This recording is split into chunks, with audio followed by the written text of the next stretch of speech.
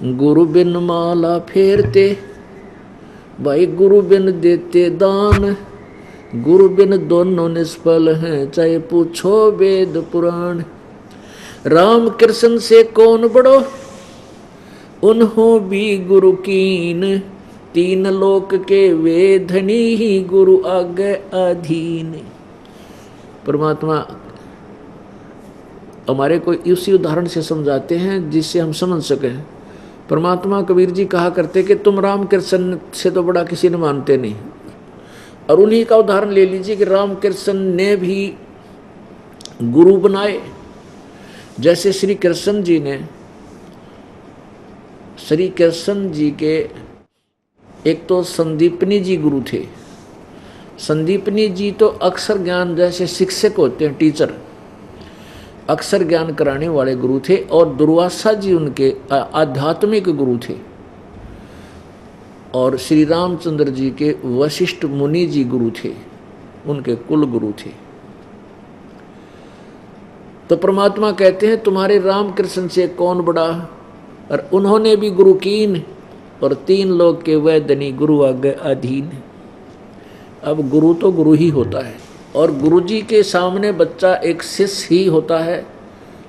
शिष्य ठीक ढंग से अपनी मर्यादा में रहेगा वही सफल होता है, अन्यथा वो मोक्ष प्राप्त नहीं कर सकता।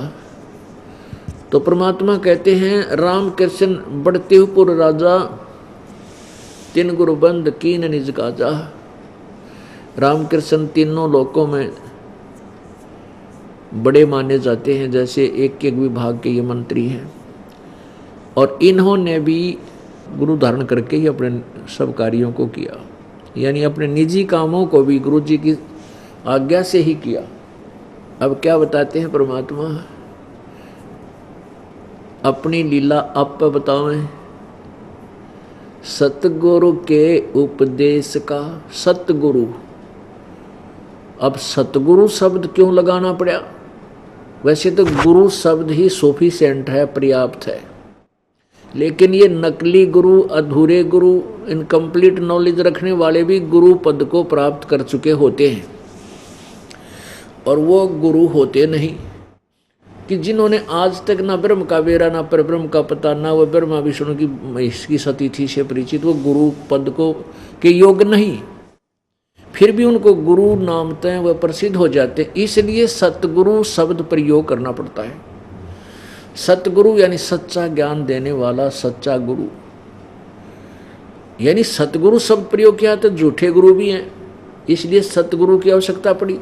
अब जैसे ब्रह्म है, फिर पूर्ण ब्रह्म के, पूर्ण ब्रह्म जो शब्द है, इससे सिद्ध है कि कोई अपूर्ण सब ब्रह्म भी है, इनकम्प्लीट गॉड भी हैं। पूर्ण ब्रह्म इनकम्प्लीट गॉड है। तो ये डेफिनेशन ऑफ गॉड यानी प्रभु की परिभाषा से भी मानव समाज परिचित नहीं है। परमेश्वर ने आकर ही बताया था, फिर इस दास पे कृपा की है और अपने उन बच्चों पर कृपा की जिनसे भगवान मिले।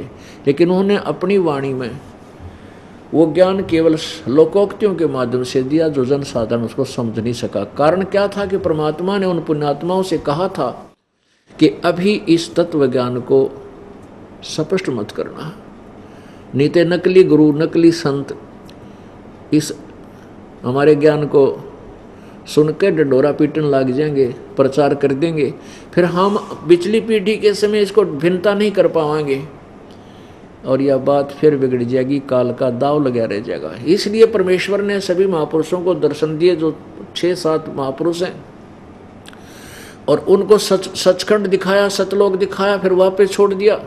उन्होंने फिर परमात्मा की आंखों देखी, महिमा लिखी, लेकिन उन्होंने लिखी दोहों और वे लोकोक्तियों के माध्यम से, जिसको जनसाधारण नहीं समझ सकता।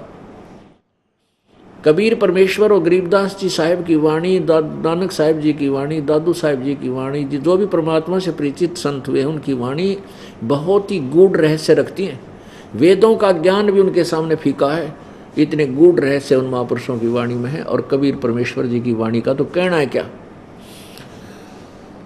तो उनको समझना जनसाधारण की बात नहीं, प्रभु कृपा बिना उसको नहीं समझा जा सकता।